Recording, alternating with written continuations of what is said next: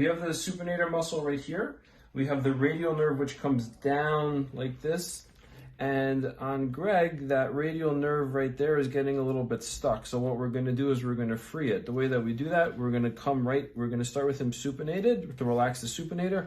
We're gonna get right on that edge of the nerve right here where it's stuck.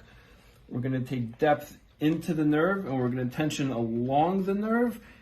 And you're going to pronate, please.